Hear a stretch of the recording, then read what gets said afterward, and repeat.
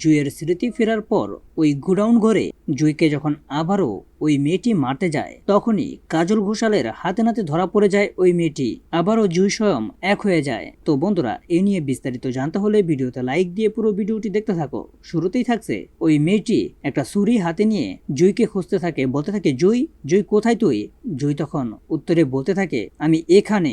আর ঠিক তখনই ছুরিটা শক্ত করে ধরে জুইয়ের দিকে তেড়ে আসে ওকে খুন করার জন্য। ঠিক ওই মুহূর্তেই কাজল ঘোষাল এসে হাজির হয়, আর কাজল ঘোষাল ওই মেয়েটিকে হাতে নাতে ধরেও ফেলে আর জুইকে সেখান থেকে বাঁচিয়ে স্বয়মের হাতে তুলে দেয় আর ওই মেয়েটিকে থানায় নিয়ে যায়। তো বন্ধুরা এই নিয়ে তোমাদের মূল্যবান মতামত কমেন্ট করো, আর এরকম নিত্য নতুন সিরিয়ালের আপডেট পেতে এখনই চ্যানেলটা সাবস্ক্রাইব করো।